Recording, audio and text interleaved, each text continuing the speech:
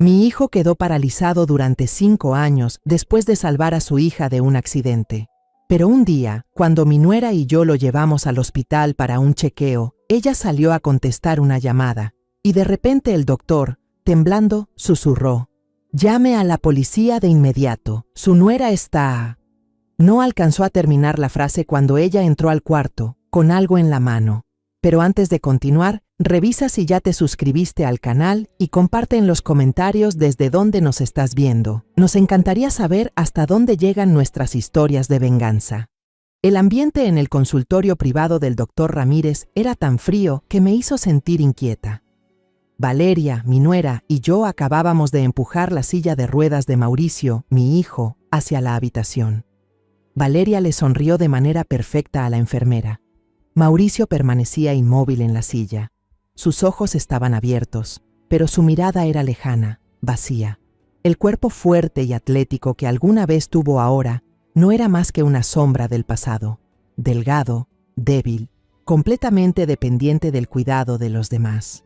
El doctor Ramírez era un hombre joven que acababa de hacerse cargo del caso de Mauricio después de que el médico anterior se jubilara. Pasaba las páginas del grueso expediente médico de mi hijo, frunciendo el ceño de vez en cuando, con una expresión imposible de descifrar que me revolvía el estómago. La revisión transcurrió como de costumbre. Al terminar el examen, el doctor levantó la vista, miró a Valeria y le dijo con tono profesional: «Señorita, por favor, ¿podría ir a recepción a buscar una copia de los análisis de sangre de hace 6 meses?» La enfermera olvidó adjuntarlos al expediente. Vi un gesto de fastidio cruzar brevemente el rostro de Valeria. Suspiró, pero enseguida lo disimuló con su sonrisa habitual. «Claro, doctor. Voy enseguida», dijo eso, y salió del cuarto. El sonido de sus tacones resonó en el pasillo hasta perderse. Apenas la puerta se cerró, el doctor Ramírez se levantó de golpe, caminó rápidamente hacia la puerta y echó el cerrojo desde dentro. El sonido seco del cierre resonó en la habitación silenciosa y mi corazón dio un salto, latiendo con fuerza descontrolada. ¿Qué estaba pasando? Lo miré, llena de preguntas y con un miedo creciente que me oprimía el pecho. El joven doctor se giró hacia mí. Su rostro ya no mostraba calma profesional, sino una tensión extrema. Se acercó rápidamente y me susurró, con voz baja pero firme y alarmada: «Los resultados más recientes del análisis de sangre de su hijo son muy extraños. Los niveles de un sedante muy fuerte están varias veces por encima del límite permitido. Escúcheme bien, llame a la policía de inmediato. Su nuera está...». Sus palabras se cortaron de golpe. En ese instante, el picaporte giró bruscamente desde fuera. La voz impaciente de Valeria se escuchó al otro lado. «Doctor, la puerta está cerrada. Está ahí dentro». El doctor Ramírez se estremeció. Retrocedió varios pasos como si lo hubieran electrocutado. El pánico era evidente en su cara. Se apresuró hacia la puerta y con manos temblorosas quitó el cerrojo. La puerta se abrió casi de inmediato, como si Valeria hubiese estado esperando justo ahí. Ella entró, con una carpeta en una mano y en la otra una pequeña bolsa blanca de papel con el logotipo de la farmacia del edificio. Un escalofrío me recorrió la espalda. Estaba segura de que cuando llegamos no llevaba esa bolsa. La actitud del doctor cambió de inmediato. Carraspeó, se enderezó y habló con voz fuerte y segura, escondiendo por completo su nerviosismo anterior. «Ah, disculpen, tengo la costumbre de cerrar la puerta mientras reviso los expedientes para garantizar la privacidad del paciente. Todos los indicadores de Mauricio están estables. No hay nada de qué preocuparse». Intenté mantener el rostro sereno, pero sentía mis dedos temblar sobre el borde de la silla de ruedas de mi hijo. Respiré hondo, tratando de contener el temblor de mi voz, y pregunté lo más naturalmente posible: «¿Qué bolsa es esa, hija?». Valeria sonrió, una sonrisa tan brillante que casi cegaba. Levantó la bolsa y la agitó levemente. «Ah, nada, mamá. Me sentía un poco cansada y le pedí al doctor que me recetara unas vitaminas. Últimamente, con tanto cuidar a Mauricio, he estado sin dormir, muy estresada». Como para confirmar sus palabras, el doctor Ramírez asintió con la cabeza. Él le entregó a Valeria una receta ya firmada en la que se indicaba claramente el nombre de un complejo vitamínico y un somnífero común. Durante todo el proceso, él evitó mirarme a los ojos. Su mirada se desvió, como si temiera que un solo vistazo pudiera revelar el horrible secreto que acababa de insinuar. Miré la receta y luego la bolsa de papel. El instinto de madre, afilado por años de preocupaciones y desvelos, me gritaba que algo estaba terriblemente mal. Lo que había dentro de esa bolsa, sin duda, no eran vitaminas. De camino a casa, Valeria estaba extrañamente alegre. Puso una canción latina animada. Marcaba el ritmo con los dedos sobre el volante y tarareaba la melodía. Ese sonido me perforaba los oídos como veneno. Su alegría fingida contrastaba de manera cruel con la imagen de mi hijo sentado inmóvil a su lado.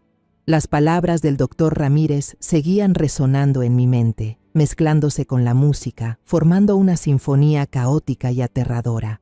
Mi mente se perdió, viajando hacia una tarde soleada de hace 5 años, la tarde que cambió nuestras vidas para siempre.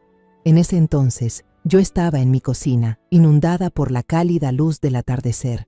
El olor del ajo y el romero friéndose en aceite de oliva llenaba el aire, mezclándose con el aroma del cordero asado que chispeaba en el horno. Era el platillo favorito de Mauricio, y cada vez que venía a cenar, yo se lo preparaba. Mis manos se movían con destreza mientras hacía la ensalada, llena de una felicidad sencilla. En pocos minutos, toda la familia estaría reunida. Las risas de Mauricio y la vocecita de mi nieta Emilia volverían a llenar la casa. Justo en ese momento sonó el teléfono. Era Mauricio. «Mamá, soy yo». La voz de mi hijo sonaba cálida y llena de alegría. «Ya voy camino a tu casa. Estoy a unas cuadras. También compré el pan de centeno que te gusta». Sonreí, sintiendo una calidez profunda en el pecho. «Qué bien, hijo. No te apures. Ya casi terminó todo». Al colgar, llamé a Valeria. Sabía que había prometido traer a Emilia, mi nieta, para cenar. Emilia era el fruto del amor entre Mauricio y su primera esposa, una joven dulce que había muerto de cáncer de mama. La niña era el mundo entero de Mauricio, su razón para seguir adelante. «Hola, suegra», respondió Valeria al teléfono, con un tono apresurado. «Valeria, te llamo para recordarte que traigas a Emilia. Su papá ya casi llega». «Uy, lo olvidé por completo», contestó ella, algo nerviosa. «Estoy en el spa con unas amigas. No voy a alcanzar. Pero mire, voy a dejar a la niña en la esquina, en el cruce. ¿Puede salir a buscarla por mí? Estoy con mucha prisa». Ni siquiera tuve tiempo de protestar, de decirle lo peligroso que era dejar sola a una niña de 5 años en una esquina tan transitada, porque Valeria ya había colgado. Una incomodidad me recorrió el cuerpo, pero me tranquilicé pensando que eran solo unos pasos hasta la esquina. Miré por la ventana de la cocina, justo cuando el auto plateado de Mauricio se detenía frente a la casa. Mi corazón se llenó de alegría, pero esa alegría se congeló al instante. Al otro lado de la calle, vi la pequeña silueta de Emilia parada sola en la acera, abrazando con fuerza una muñeca de trapo. La niña miraba alrededor, confundida.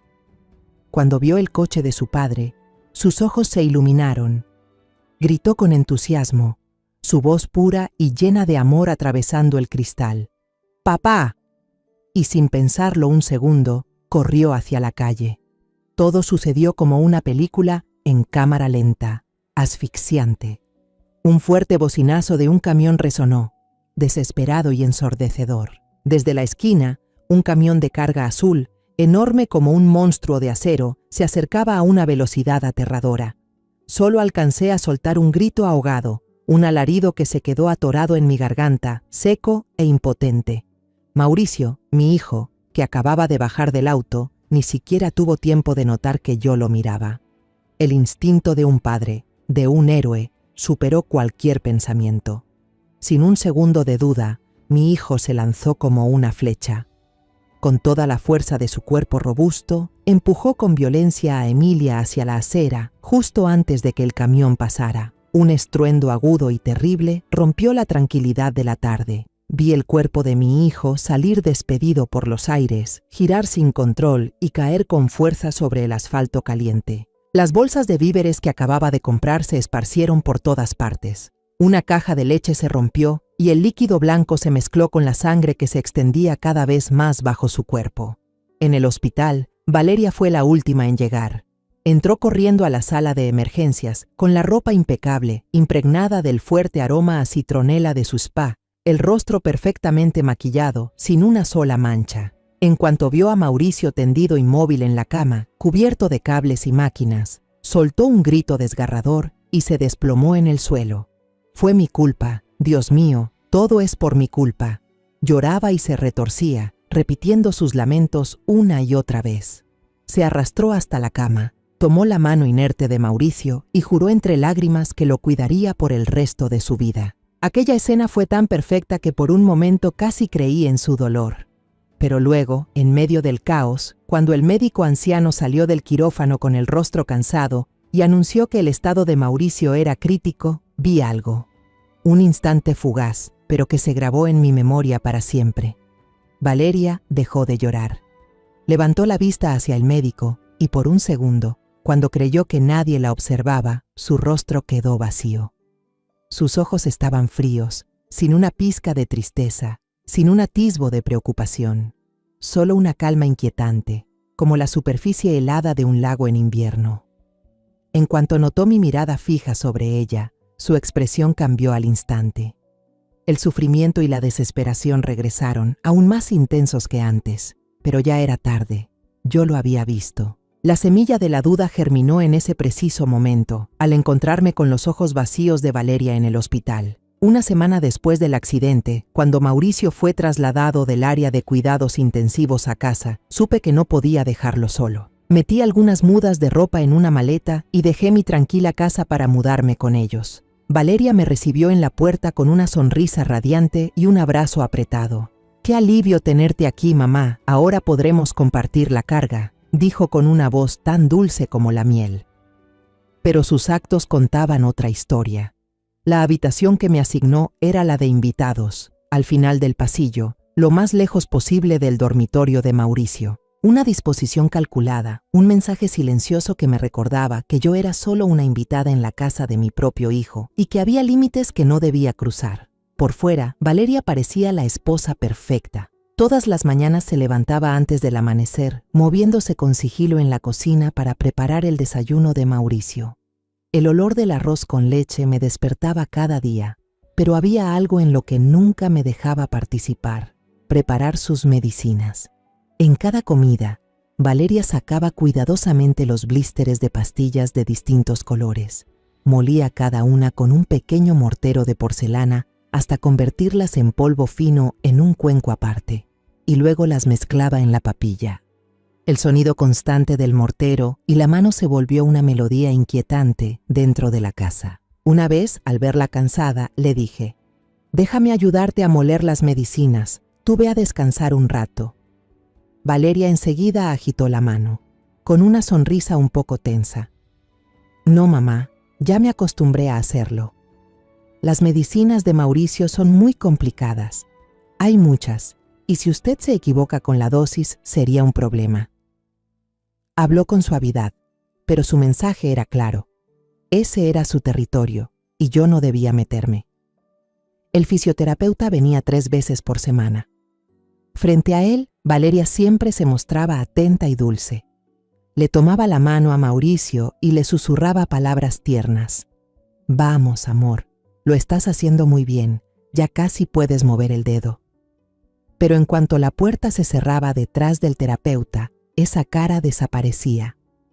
Si Mauricio se quejaba de dolor después de la terapia, Valeria sacaba de un botiquín una pastilla pequeña y blanca que no figuraba en ninguna receta.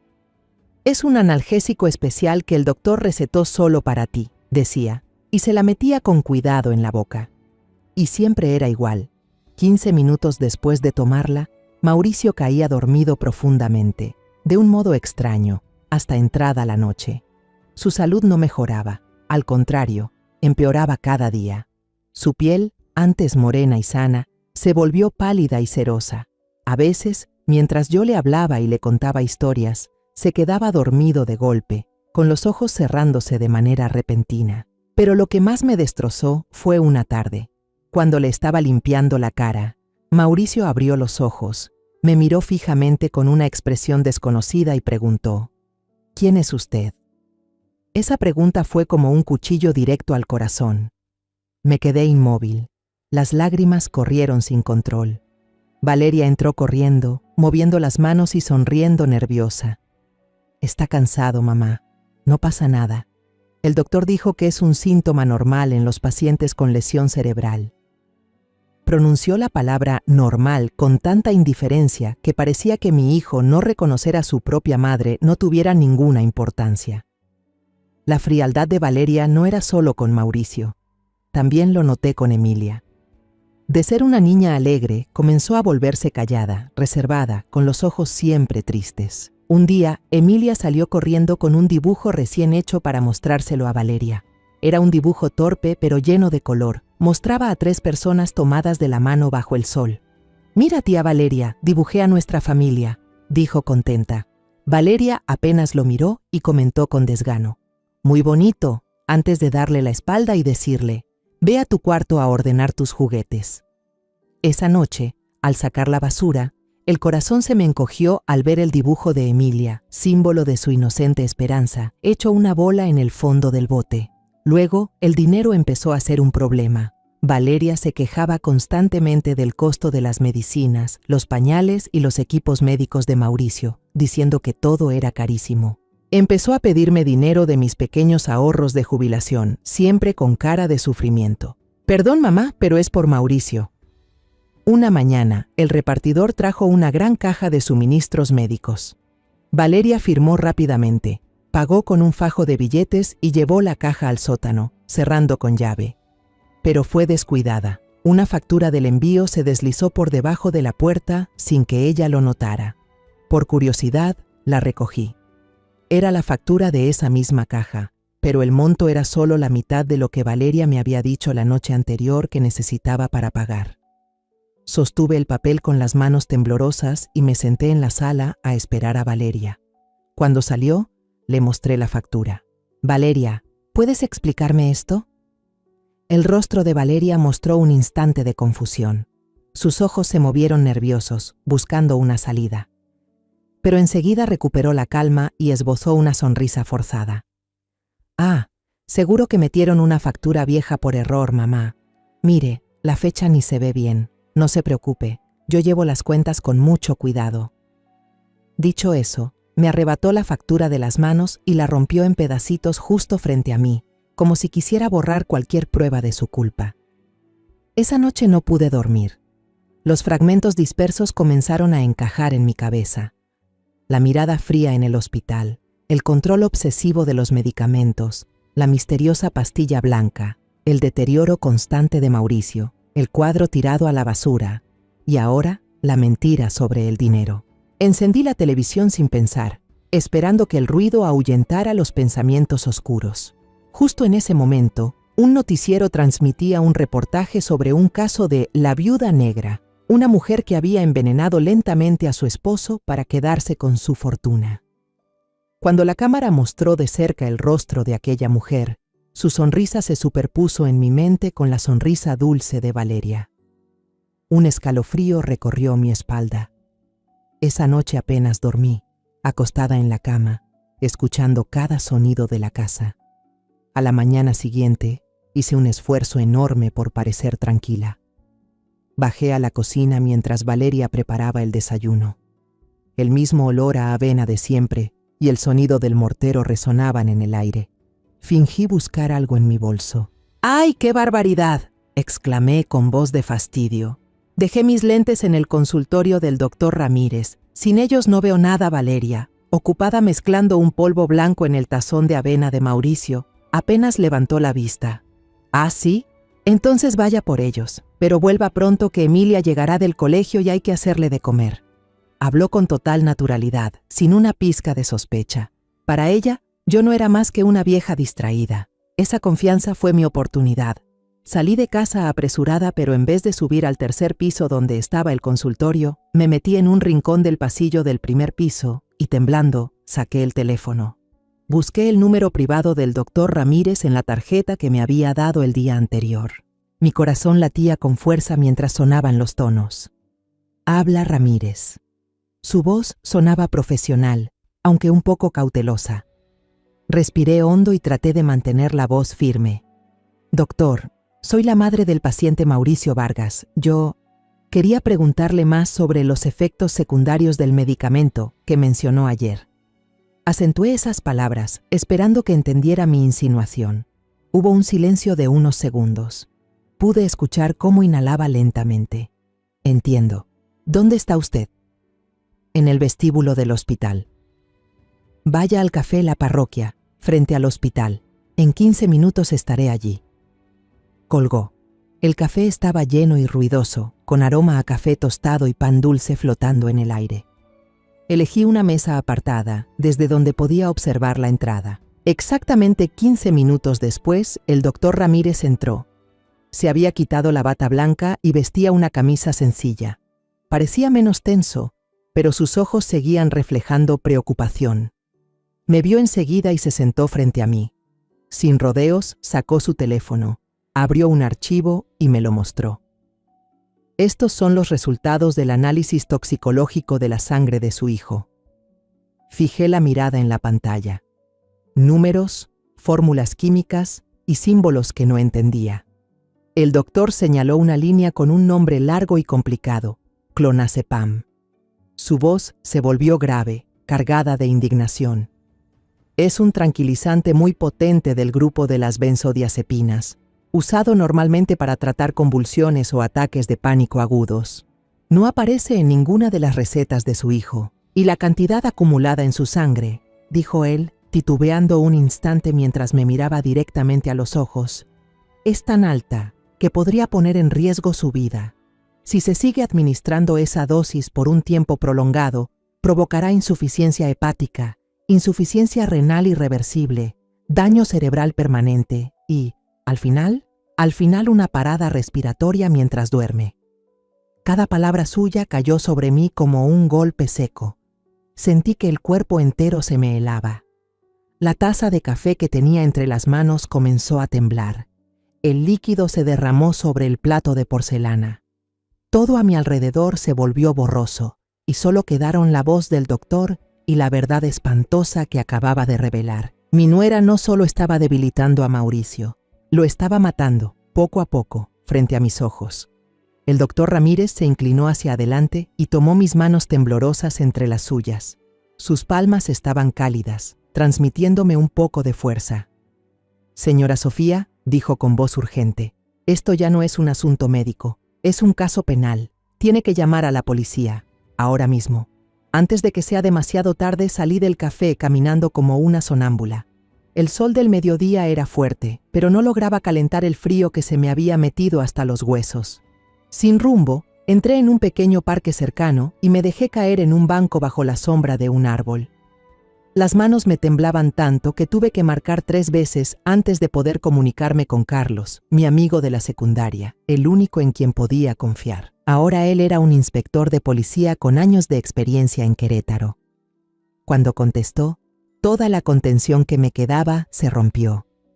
Lloré en silencio, con sollozos que apenas me dejaban hablar. Carlos, soy yo, Sofía. Apenas logré decir. Ayuda a Mauricio, por favor, salva a mi hijo. Su voz, profunda y serena, sonó al otro lado con una calma que me sostuvo. No había sorpresa, solo preocupación genuina.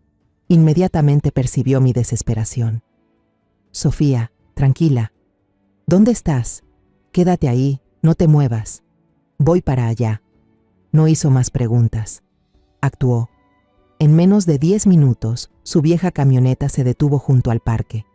Dentro de ese espacio seguro, le conté todo. Entre lágrimas, le relaté cada detalle. Las sospechas de hacía 5 años, la pastilla blanca misteriosa, la factura rota y las palabras aterradoras del doctor Ramírez.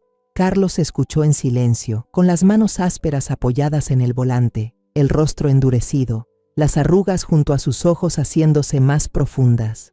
Cuando terminé, me puso una mano en el hombro y habló con firmeza. Sofía, escúchame bien, cálmate. Desde ahora no hagas nada por tu cuenta. Vuelve a casa y actúa como si nada pasara. No dejes que sospeche. Pondré a alguien a vigilar a Valeria las 24 horas. Vamos a sacar a la luz a ese demonio disfrazado de mujer. Esa noche, cuando regresé a casa, me coloqué una máscara de serenidad interpretando mi papel de suegra vieja e inofensiva, pero por dentro, cada fibra de mi cuerpo estaba tensa como una cuerda. La cena transcurrió en un silencio denso, roto solo por el tintinear de los cubiertos contra los platos. El aire pesaba, como si una tormenta estuviera a punto de estallar. Valeria fingía normalidad, me preguntó por mis gafas, incluso me sirvió comida. Pero noté que durante toda la cena no dejaba de mirar la bolsita blanca de la farmacia.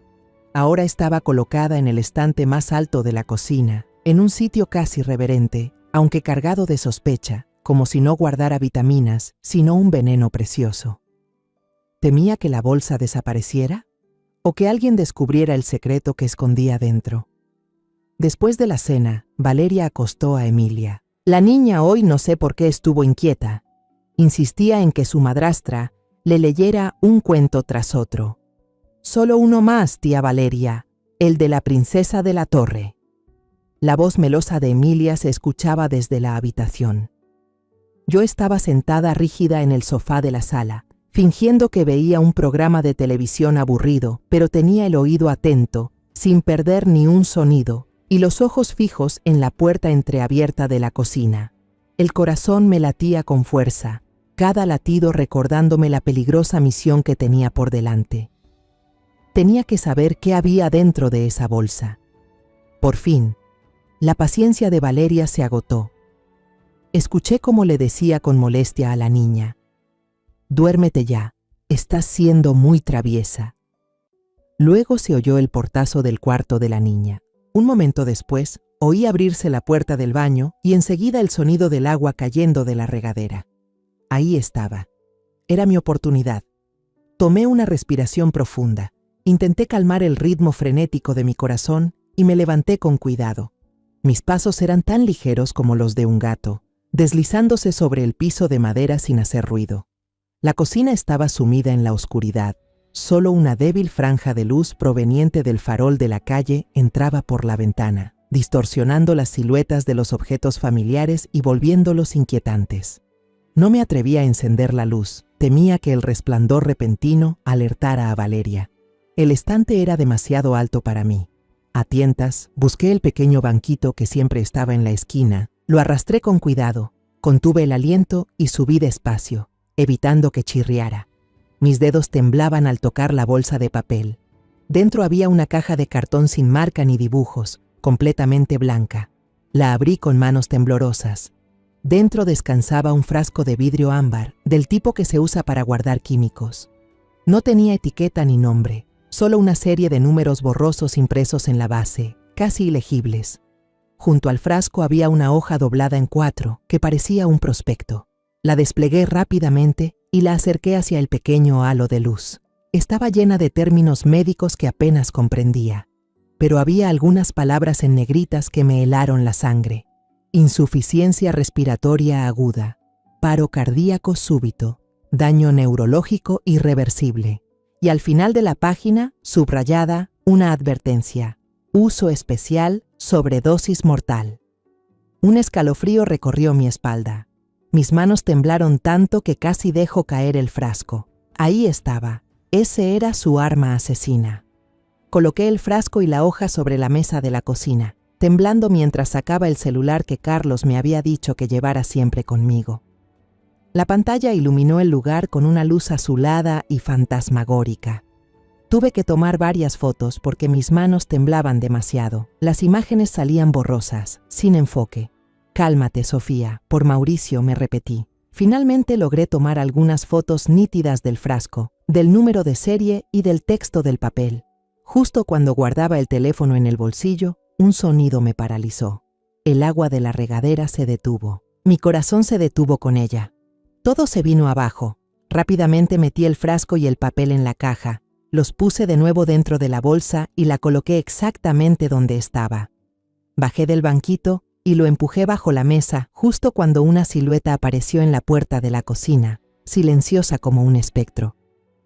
¿Todavía no se acuesta, mamá? ¿Qué hace en la oscuridad? La voz de Valeria sonó fría, cortante, sin el tono dulce y fingido de siempre. Me sobresalté, el corazón a punto de salirse del pecho. Me di la vuelta de golpe, tratando de forzar una sonrisa que debía de parecer completamente torcida y patética. Señalé el grifo, intentando que mi voz no temblara. ¡Ah! Tenía sed. Iba a servirme un vaso de agua para dormir mejor. Para sostener mi mentira, extendí la mano temblorosa, tomé un vaso de cristal y lo llené de agua. Valeria no dijo nada. Solo se quedó allí, en la oscuridad, mirándome fijamente. No podía ver bien su expresión, pero sentía su mirada afilada como una cuchilla recorriendo cada centímetro de mi piel, como si intentara encontrar alguna grieta en mi mentira. El silencio se alargó, tan tenso que podía escuchar la sangre retumbando en mis oídos. Luego, ella dio un paso adelante y pasó junto a mí. Ya no me miró. Estiró la mano, tomó la bolsa de papel del estante, la sostuvo un momento, me lanzó una última mirada, una mirada llena de significado, y luego se dio la vuelta, caminando directo hacia el dormitorio de ella y Mauricio. Escuché el sonido seco del cerrojo al cerrarse con un clic. Había trancado la puerta. Me quedé inmóvil en la cocina, con el vaso helado entre las manos. Aquella noche supe que no podría dormir. A la mañana siguiente, el ambiente en la casa estaba aún más tenso. Ya no había sonrisas dulces, solo un silencio vigilante. Me observaba, seguía cada uno de mis movimientos, desde la forma en que sostenía la taza de café hasta la manera en que hablaba con Emilia. Su mirada inquisitiva era como un reflector, buscando cualquier señal de falsedad. Sabía que sospechaba de mí. Mientras Valeria se bañaba, aproveché para entrar en su habitación. Tomé el teléfono y envié el mensaje que había escrito la noche anterior, cuando no podía conciliar el sueño. Un mensaje corto, pero cargado de urgencia. Necesito verte. Es muy importante. Lo envié a Carlos. Menos de un minuto después, el teléfono vibró. Su respuesta fue igual de breve. 10 de la mañana, cafetería El Andador. En el rincón del fondo tenía que inventar una excusa para salir de casa. Me puse un abrigo y bajé a la sala, donde Valeria limpiaba. Voy a ver a Consuelo, una amiga de la iglesia. Hace mucho que no la veo. Me ha estado llamando, dije, intentando sonar natural. Valeria detuvo lo que hacía y me miró. Sus ojos se entrecerraron. ¿Una amiga? No recuerdo haber oído que hablaras de ella. El corazón me dio un vuelco, pero ya tenía la respuesta preparada. Ay, hija, tengo muchas amigas. No podrías conocerlas a todas. Ella acaba de regresar a la ciudad. Sonreí, esperando que la sonrisa pareciera amable e inofensiva. No tardaré. De paso pasaré por la iglesia a rezar un poco por Mauricio. Esa última frase pareció surtir efecto. La sospecha en sus ojos se suavizó. Incluso sacó unas monedas de su cartera y me las ofreció. Cuídese, mamá. Llévese este dinero, por si quiere comprar algo. En otro momento, aquel gesto habría sido un signo de cariño, pero ahora solo lo sentí como una limosna, una forma de reafirmar que todavía tenía el control sobre mí. La cafetería El Andador estaba en una calle muy concurrida. El bullicio de la gente, la música, el tintinear de las tazas creaban el ruido perfecto para encubrir una conversación secreta. Carlos ya me esperaba en la mesa más apartada, de espaldas a la entrada. Vestía ropa informal, parecía un empleado cualquiera en su hora de descanso. Me senté, el corazón aún latiendo con fuerza por los nervios. No esperé a que hablara. Saqué mi teléfono, abrí la galería y le mostré las fotos que había tomado la noche anterior. Aquí está. Esto es lo que usó para envenenar a Mauricio, susurré, con la voz temblorosa. Carlos tomó el teléfono, y sus ojos, acostumbrados a investigar, se entrecerraron mientras ampliaba cada detalle de la imagen. El rostro de él se endureció de inmediato al leer las palabras en el folleto. Murmuró el nombre de una sustancia química que yo ni siquiera podía pronunciar. «Conozco este compuesto», dijo con voz grave y firme, dejando el teléfono sobre la mesa. «Propofol. Está en la lista de medicamentos de control especial. Normalmente solo se usa en hospitales para anestesia general. Una persona común no puede conseguirlo sin un permiso especial, a menos que provenga de un canal ilegal. Yo, temblando, le conté todo lo que había ocurrido la noche anterior. Desde el momento en que me colé en la cocina a oscuras, el terror que sentí al leer esas palabras mortales, hasta el tenso enfrentamiento con Valeria y la mirada afilada como una navaja que me lanzó. Carlos escuchó en silencio, tamborileando los dedos sobre la mesa, sin apartar la vista de mí ni un segundo. Cuando terminé de hablar, asintió. Estas fotos son muy importantes, Sofía. Son una prueba poderosa, pero aún son pruebas indirectas. Ella puede negarlo, decir que la medicina pertenece a otra persona o que la estás difamando. Para incriminar a alguien tan astuto, debemos atraparla en el acto. Se inclinó hacia adelante y bajó la voz. A partir de ahora, el plan será el siguiente. Debemos actuar con rapidez y con extrema cautela. Trazó un plan de 3 pasos, claro y preciso, como una operación militar. Primero tú, Sofía. Tu papel es el más importante y también el más peligroso. Debes guardar absoluto secreto y comportarte como si nada hubiera cambiado. Observa cada uno de los movimientos de Valeria. Pon especial atención en cómo prepara las medicinas y en su rutina diaria. Tienes que convertirte en nuestros ojos dentro de esa casa. Segundo, el doctor Ramírez. En cuanto salga de aquí, me pondré en contacto con él oficialmente como inspector de policía. Su testimonio, junto con los resultados del análisis de sangre de Mauricio, nos dará la base legal para solicitar una orden de vigilancia y una orden de cateo urgente del tribunal. Y por último, yo iniciaré una investigación encubierta sobre todo lo relacionado con Valeria, sus finanzas, relaciones y antecedentes personales. Revisaremos cada cuenta bancaria, cada transacción con tarjeta de crédito, cada deuda que tenga. Personas como ella, dijo Carlos, con una mirada gélida. Siempre actúan por dinero. Descubriremos su motivo. Antes de que me marchara, Carlos sacó algo de su bolsillo. Era un bolígrafo negro, aparentemente normal. Es una grabadora oculta, explicó. Si dice algo sospechoso, si admite cualquier cosa, aunque sea mínima, presiona este pequeño botón en la parte superior del bolígrafo. Pero solo úsalo si estás completamente segura de que todo es seguro. Puede ser un arma de doble filo. Esa tarde, mientras preparaba la cena, mi teléfono vibró con un número desconocido. Corrí al baño y contesté. ¿Hola? ¿La señora Sofía? Soy Ramírez. La voz del doctor sonó baja y apresurada. El inspector Carlos ya se comunicó conmigo. Le entregué todos los documentos necesarios. También vi la foto que le envió. Tal como sospechaba. Es Propofol, un anestésico muy potente utilizado en cirugía. Usarlo todos los días en pequeñas dosis, aunque no cause la muerte inmediata, destruye lentamente el sistema nervioso central.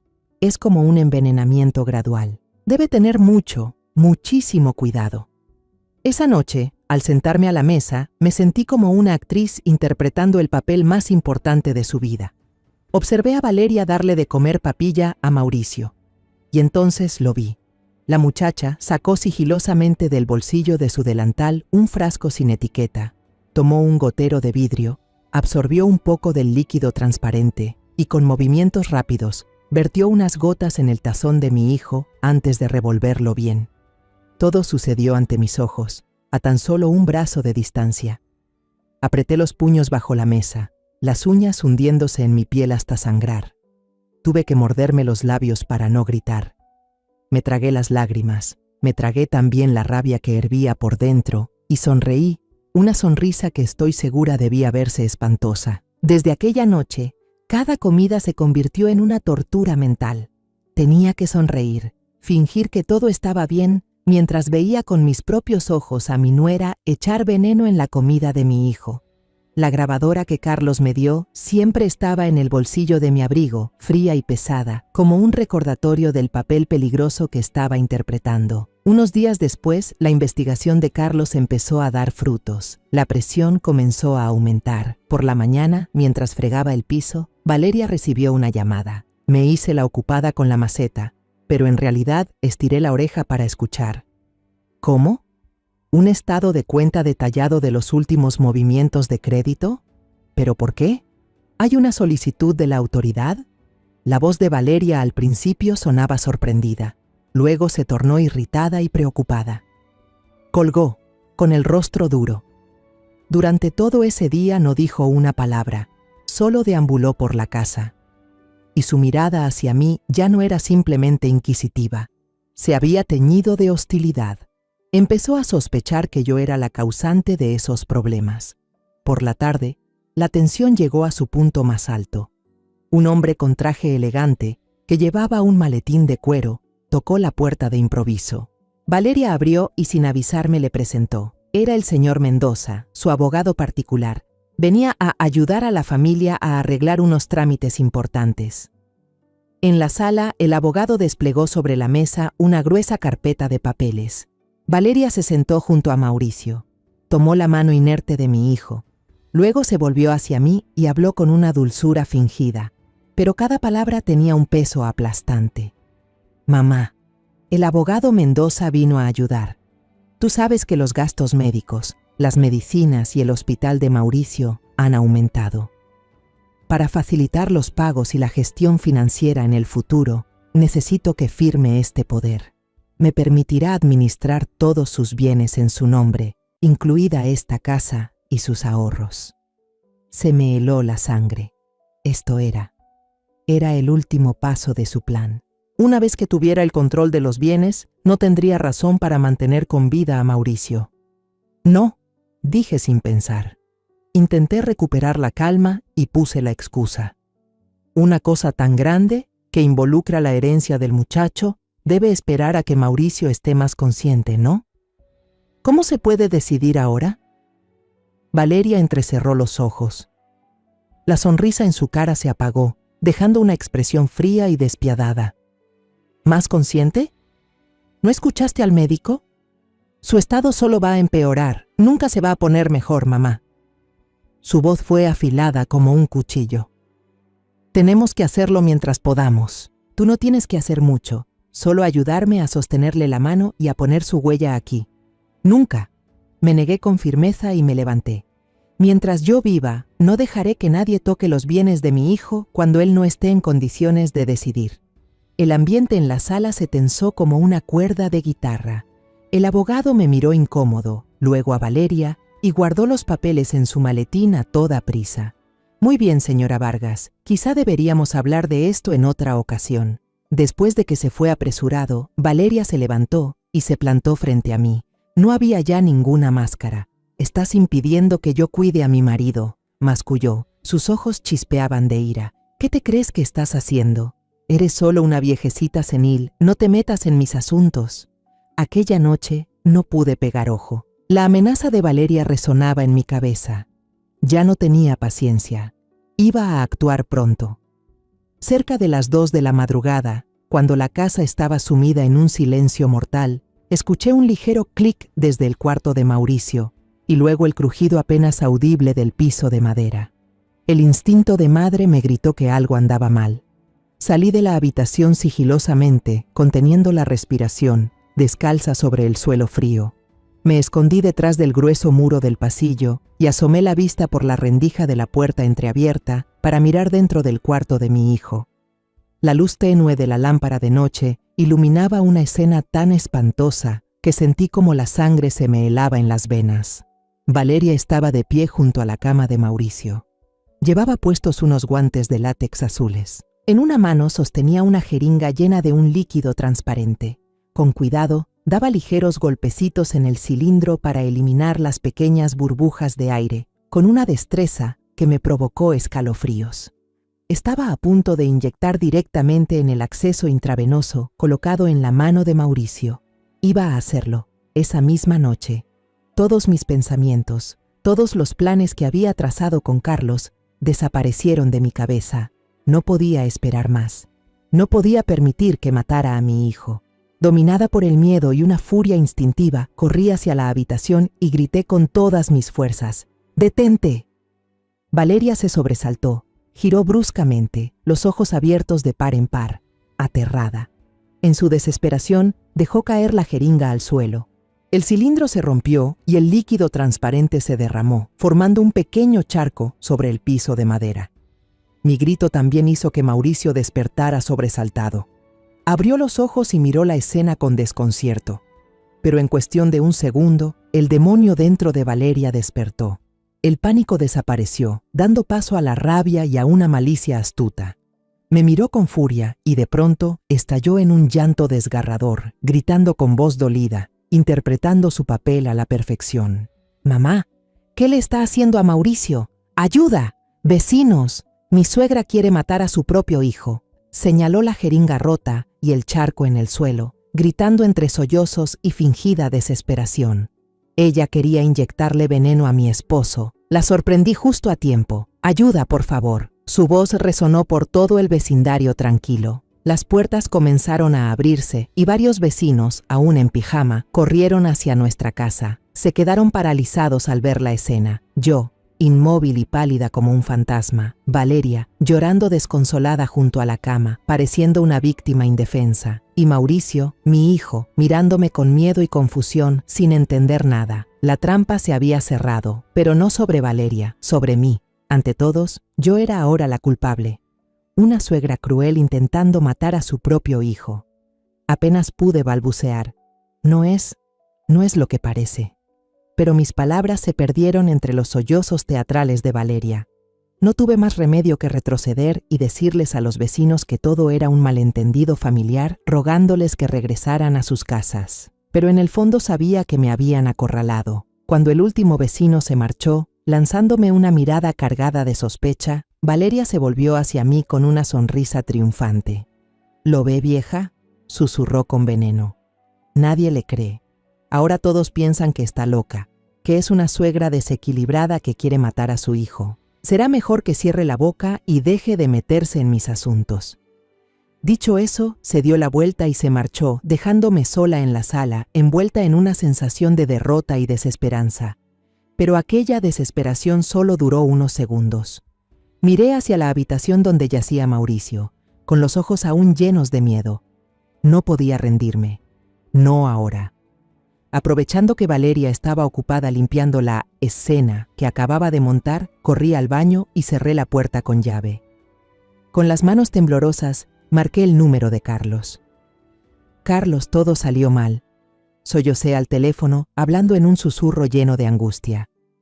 Ella cambió el juego. Me acusó de intento de asesinato. Ahora todos creen que yo... «Sofía, escúchame con calma». La voz de Carlos resonó, firme y llena de autoridad, cortando en seco mi pánico. Ella ya actuó, se acorraló a sí misma. Esto no es una derrota, es nuestra oportunidad. Escucha bien, Sofía. Mañana terminaremos con todo esto. Carlos me explicó su plan, paso a paso. Un plan audaz, arriesgado, pero era el único camino que nos quedaba. A la mañana siguiente, me desperté con una determinación de hierro. Bajé las escaleras fingiendo estar agotada, devastada por el shock de la noche anterior. Valeria me miró con una mezcla de lástima y triunfo. Justo en ese momento, según el plan de Carlos, sonó el teléfono fijo de la casa. Descolgué el auricular, fingí escuchar por un momento y luego hablé en voz alta, lo suficiente para que Valeria, que estaba en la cocina, pudiera oírme con claridad. ¿Cómo dice? ¿Tengo que ir a la estación de policía para dar una declaración adicional sobre el accidente de tráfico de la semana pasada? ¡Qué molestia! Está bien, ya entendí. Iré enseguida. Colgué el teléfono con un suspiro resignado. Me puse el abrigo apresuradamente y le dije a Valeria: «Tengo que ir un rato a la estación de policía, probablemente no vuelva hasta el mediodía. Quédate en casa y cuida bien de Mauricio». Valeria asintió con una sonrisa satisfecha que cruzó fugazmente su rostro. En sus ojos brilló un destello de triunfo que esta vez ni siquiera intentó ocultar. «Sí, mamá, vaya tranquila, yo me encargo de todo».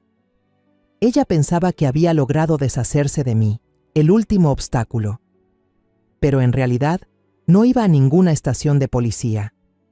Salí directamente de la casa, caminando rápido hacia el final de la calle, donde la vieja camioneta de Carlos estaba estacionada discretamente bajo un árbol grande. Abrí la puerta y me metí adentro. Dentro no solo estaba Carlos, sino también un conjunto de pequeñas pantallas que mostraban imágenes desde distintos ángulos. Todas estaban conectadas a una microcámara que Carlos, en medio del caos de la noche anterior, había hecho instalar por un colega que se hizo pasar por vecino.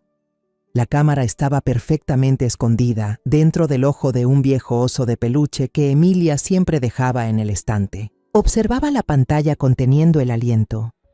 Mi corazón latía con fuerza. Tal como Carlos había predicho, la autosuficiencia de Valeria la había hecho bajar la guardia. Apenas 5 minutos después de mi salida, comenzó a actuar. Las imágenes mostraban a Valeria entrando en la habitación de Mauricio, cerrando la puerta con llave desde dentro. Corrió las cortinas, dejando la habitación sumida en una luz tenue, enfermiza. Luego sacó de su bolso un frasco de vidrio marrón, muy familiar, y una jeringa nueva. Ya no se escondía. Actuaba con calma, con frialdad, como una enfermera cumpliendo su rutina diaria. Extrajo una dosis del líquido transparente en la jeringa. La vi acercarse al oído de Mauricio, que dormía profundamente bajo el efecto del sedante de la noche anterior.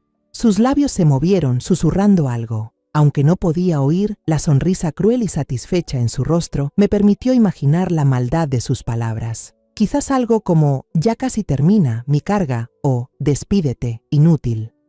Luego tomó la jeringa y se acercó a la vía intravenosa conectada al brazo de mi hijo. Mi corazón se detuvo. Me tapé la boca para no gritar. Las lágrimas me nublaron la vista. Carlos me puso una mano firme en el hombro. «Solo un poco más, Sofía. Hay que atraparla en el acto».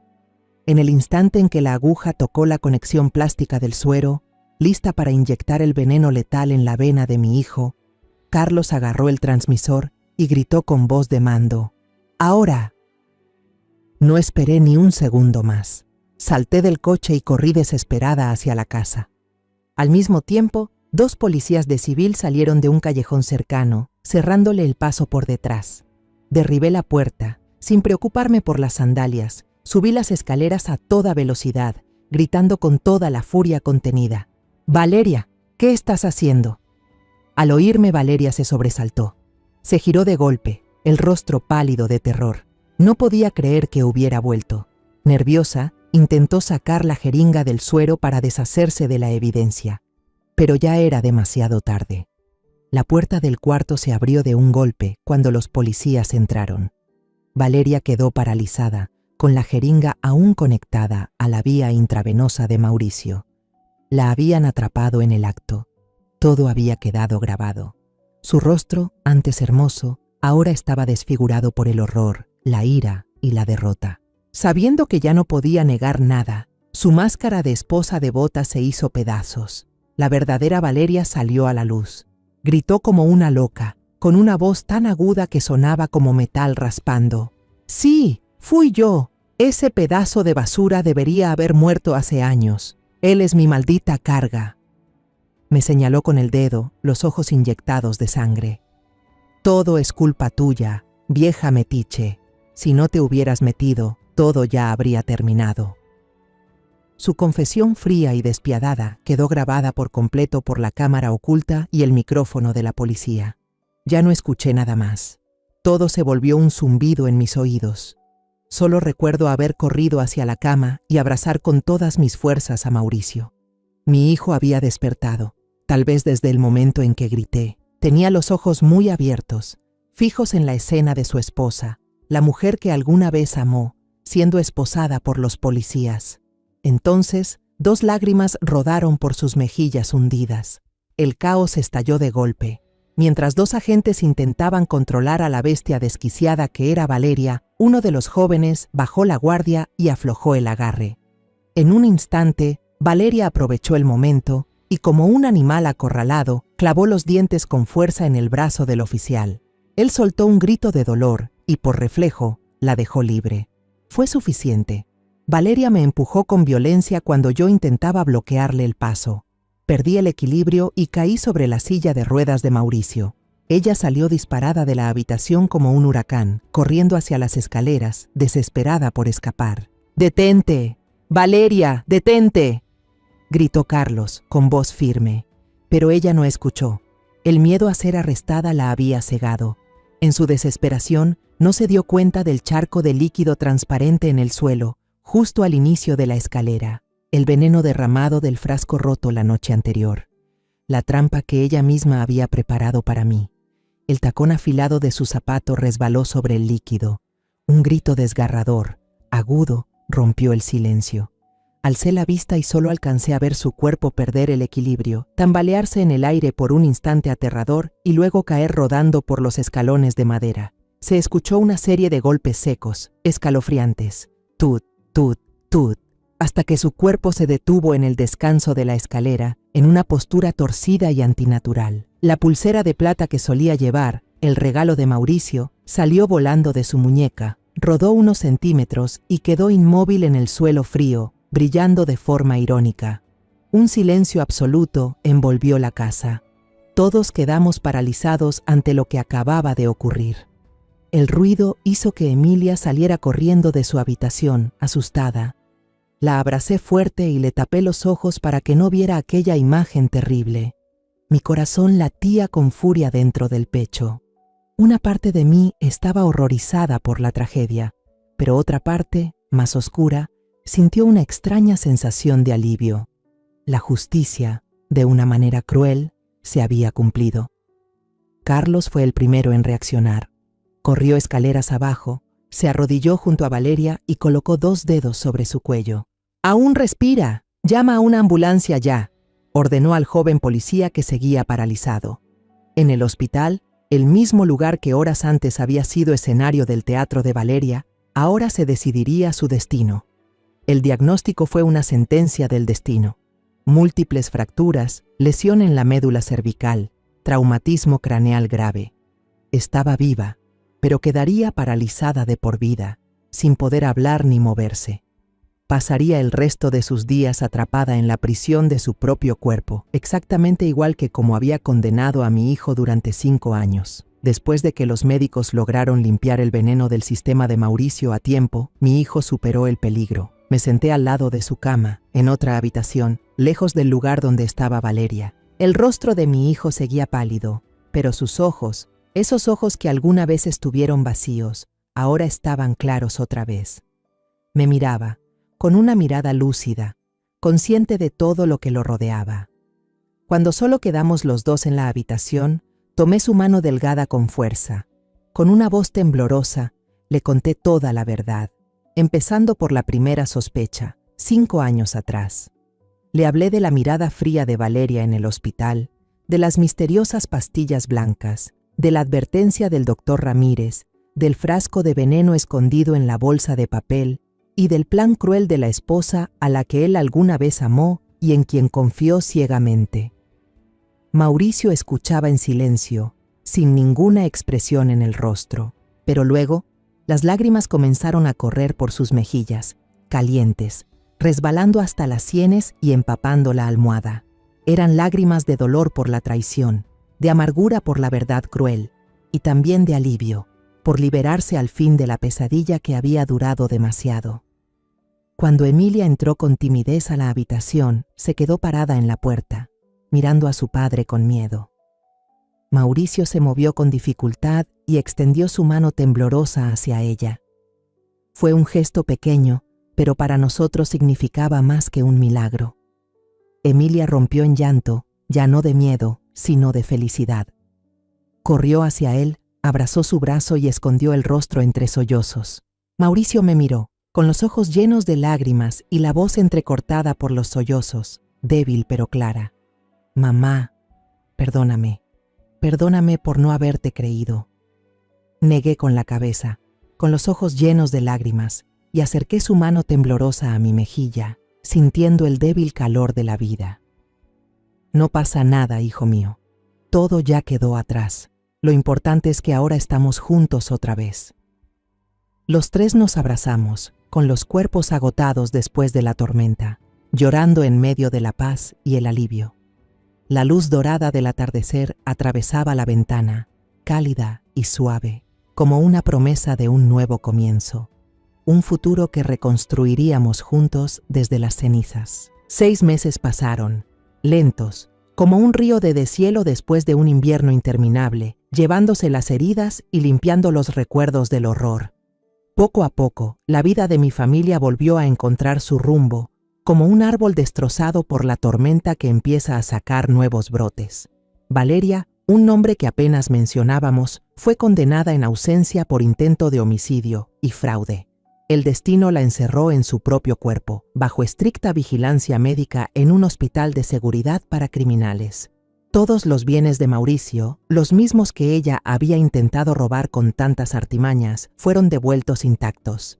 Pero lo más valioso que recuperamos no fue el dinero, sino la vida y la esperanza. La eliminación total del veneno de su cuerpo liberó su mente y su cuerpo. Aunque las sesiones de fisioterapia eran dolorosas, Mauricio nunca se quejó. Se aferró con una determinación férrea, con la voluntad de quien recibe una segunda oportunidad de vivir. Aunque todavía debía usar una silla de ruedas, ya podía mover los brazos, sostener una cuchara y hablar con una voz cada vez más clara y firme.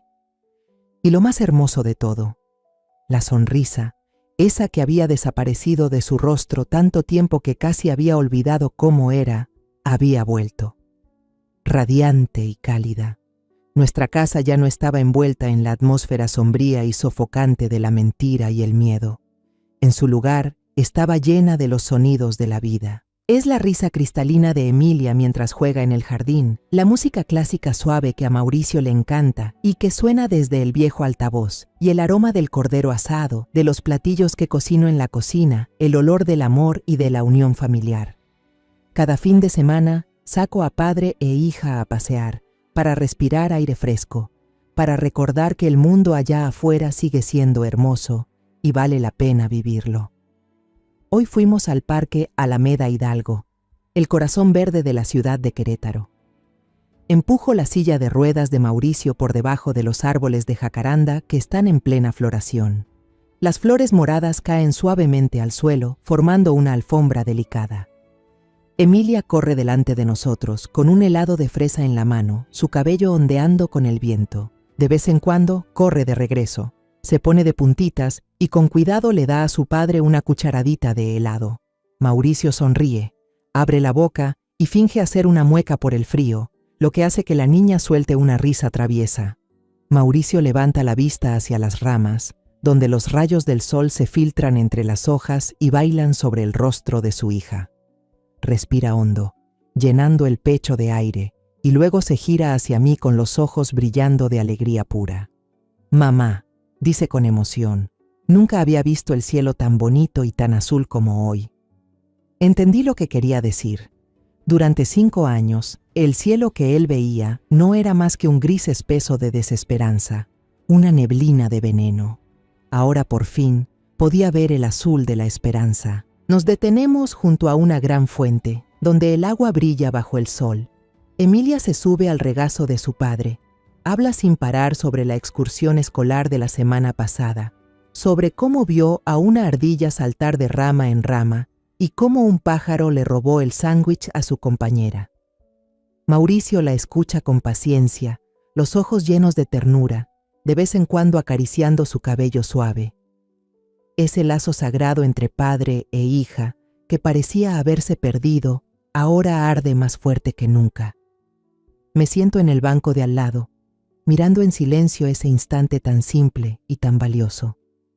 Mis lágrimas vuelven a brotar, pero esta vez no son de dolor ni de miedo, sino de una felicidad completa.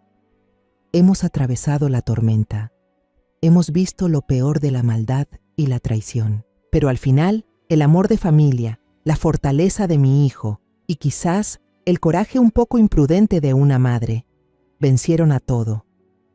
Pongo suavemente mi mano sobre el hombro de mi hijo y lo aprieto con cariño. Mauricio gira la cabeza, extiende su mano, ya más firme, y toma la mía. No dice nada, solo me sonríe. Esa sonrisa me dice que, aunque el camino por delante siga siendo difícil, aunque la recuperación aún sea larga, mientras sigamos juntos, 3 generaciones, 3 almas que sobrevivieron a la tempestad, todo estará bien. La paz no es la ausencia de tormentas, sino la calma del alma al atravesarlas. Y ahora, la paz ha vuelto realmente a nuestro pequeño hogar. La historia que acabas de escuchar ha cambiado los nombres y lugares para proteger la identidad de los involucrados. No la contamos para juzgar, sino con la esperanza de que alguien escuche y se detenga a reflexionar. ¿Cuántas madres están sufriendo en silencio dentro de su propio hogar? De verdad me pregunto, si tú estuvieras en mi lugar, ¿qué harías? ¿Elegirías callar para mantener la paz? ¿O te atreverías a enfrentarlo todo para recuperar tu voz? Quiero saber tu opinión, porque cada historia puede convertirse en una vela que ilumine el camino de otro. Dios siempre bendice, y estoy convencida de que el valor nos llevará hacia días mejores. En este momento, en la pantalla final, dejaré 2 de las historias más queridas del canal. Estoy segura de que te sorprenderán. Gracias por quedarte conmigo hasta este instante.